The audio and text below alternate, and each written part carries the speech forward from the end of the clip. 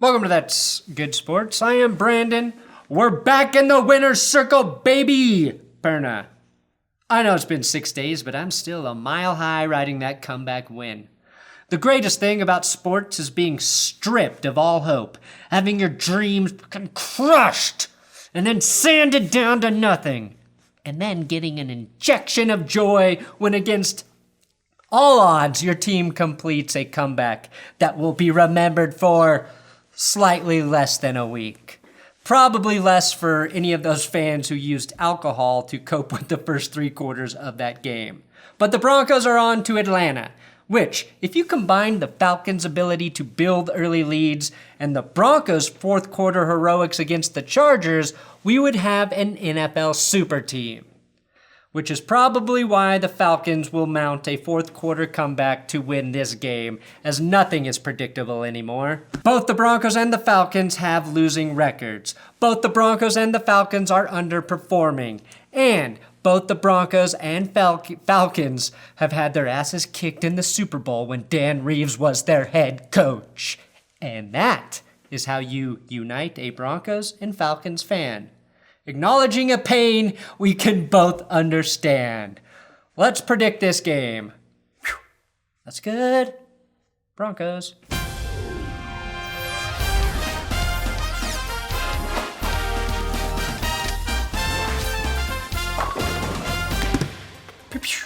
You can subscribe to this YouTube channel, but I would really love it if you subscribe to the That's Good Broncos podcast wherever you listen to podcasts. DNVR is helping me crank out 2-3 podcasts every week. So if you want a version of this show in your ears, subscribe to the podcast. And if you want any of the great Denver sports merch at DNVR Locker, use my code PERNA for a discount when you get their sick shirts, hats, whatever.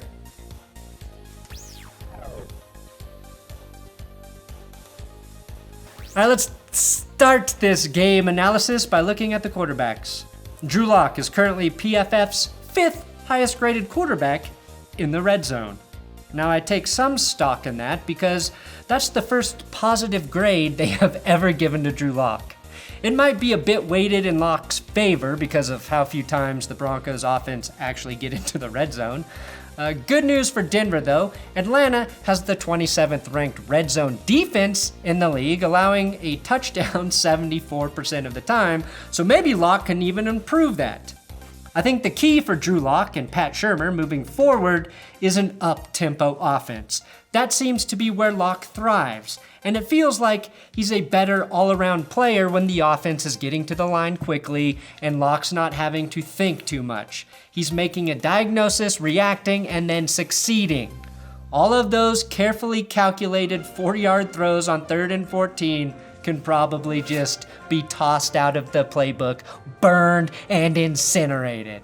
Now, if Lock hadn't put together a quarter where he suddenly looked like 2011 Aaron Rodgers had sex with 1989 Joe Montana, the narrative would be about how the Broncos might be playing against their future quarterback in this game. Not to rule that out, but it's amazing what can change in 1 quarter of football. Matt Ryan is having a middle-of-the-road season. For Matt Ryan, he's on pace for 24 touchdowns, 8 picks, and just under 5,000 yards, which might be a top 5 season in Broncos quarterback history, but for Matt Ryan, feels like a down year somehow. Pro Football Focus also credits Matt Ryan's receivers with 18 drop passes this season, which is tied for the 3rd most. That's probably the one thing Drew Lock and Matt Ryan have in common, outside of the fact that they each have 4 letters in their first and last names. Perfect symmetry. Broncos offense versus Falcons defense. Now, I think everyone is hoping that last week was the turning point for this offense, that Phillip Lindsay's 55-yard tutty run was the momentum where the light bulb went on for this unit.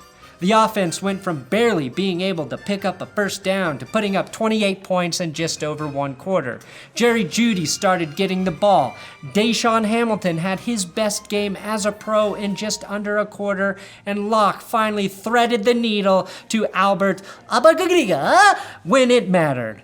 And KJ Hamler saved his first career touchdown for the most perfect time possible, punctuated with a butt dab.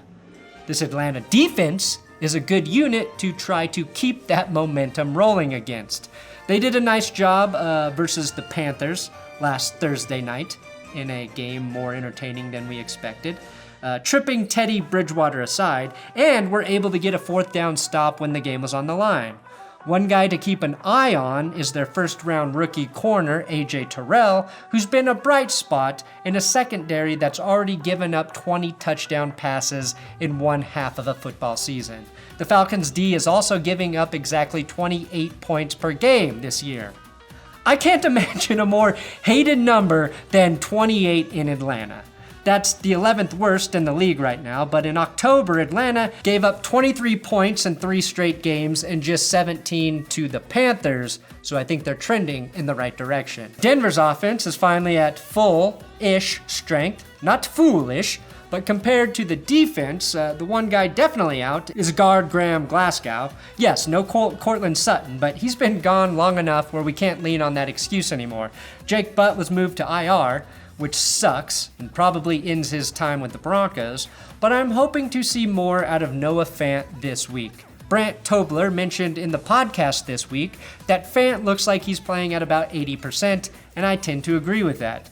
Denver brought back Troy Fumagalli, who's sadly always at 90% when it comes to catching the football. But I think he provides more than Butt at this point, especially if they want to use him blocking. Broncos defense versus Falcons. Oh. Bad news for maybe the most consistent Bronco this season. Shelby Harris has been placed on the COVID protocol list. Keep in mind, Shelby has not yet tested positive for the coronavirus. He was exposed to someone outside of the building that did test positive, so he's isolating and still turning in negative tests, but it could be tricky to get him ready for Sunday against the Falcons. With the loss of Mike Purcell recently, and obviously the other injuries to Von Miller and Jarrell Casey, this could be seriously tough to overcome.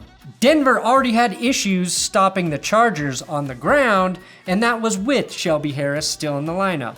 And now, they get to try and cover Julio Jones and Calvin Ridley without Kareem Jackson's least favorite corner, AJ Bouye. Bryce Callahan a little banged up, so really good week to not have fucking Devontae Bosby still on the roster, right guys?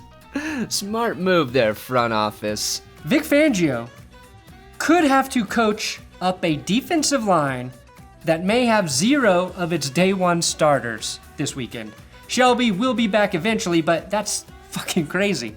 I know there are some fair critiques of Fangio as a head coach, but if they get the current version of the Broncos defensive line to pressure Matty Ice and stuff the run this week, give them the praise they deserve. Now, we've touched on the season Matt Ryan is having, but how about the running game? How about it? It seems like the Falcons are force-feeding the ball to Todd Gurley, who's on pace for over 1,000 yards, but is only averaging 3.8 yards per carry. And it's really nice when a team has played exactly 8 games, so you can just multiply the stats by 2 for projections. Meanwhile, his backup, Brian Hill, is running the ball for 4.6 yards a pop. Gurley does have 8 rushing touchdowns, only 7 he actually wanted, but all but one of those touchdowns came from inside the 10-yard line. And even on a team with Julio Jones, Calvin Ridley has actually been the most productive receiver for Atlanta, and he's been banged up, 15 yards per reception, and has caught half of Matt Ryan's touchdowns. We all know about Julio, but one of the nice finds for Atlanta last offseason was tight end Hayden Hurst, who was overshadowed by Mark Andrews in Baltimore and is now 4th in receiving yards for a tight end, behind only Darren Waller, George Kittle, and Travis Kelce. Good thing the Broncos never struggle against tight ends. Now for my X factors in this game. Drew Lock versus the urge to dance. We all know whether or not the quarterback dances after touchdowns has a direct correlation to whether or not they're a winner. I'm torn on this because I know that if Lock is dancing, it's because they're scoring points, and that means he's playing well. But on the other hand, if he's dancing, he's trying too hard to be cool, and therefore not a fucking winner. Cowherd. Broncos versus Eastern Standard Time. I really hate it when a team is forced to play the early game going from west to east. Aside from the Peyton Manning years, I don't think the Broncos have ever handled it very well, especially without a bye. This team has to be pretty tired already. Finally, Phillip Lindsay versus the Broncos' desire to give the ball to Phillip Lindsay. This one is pretty simple. When the Broncos give the ball to Phil Lindsay, really good things happen. He picks up 6.5 yards every time you give it to him. That means he should get it more. Maybe not 30 carries a game, like the Raiders gave to Josh Jacobs last week, but I think 15 to 20 is the sweet spot. And I realize Melvin Gordon had to be in the game late as a valuable pass catcher, and that paid off, and it paid off very well, but I don't know why he's always in the game early, especially with how slowly Denver has been starting on offense. Think about those things, Pat. My final prediction? I don't think the fourth quarter last week was an aberration. I think the Broncos can string together two strong offensive performances and pick up a win on the road. I think the Broncos come through and get a late stop and emerge victorious 27-20 in a real hope builder. And my overall advice for this game, do not panic. The Falcons are a lot like the Chargers in that they get off to strong starts. And much like the processing of a ballot, they start to fold before they're eventually flattened. So, if it doesn't start hot, don't get too down too early. Put some faith in the Broncos to pick it up and for the Falcons to put it down. And that is your Broncos prediction. Is it right? You won't give a shit. So, watch another video here. Or don't.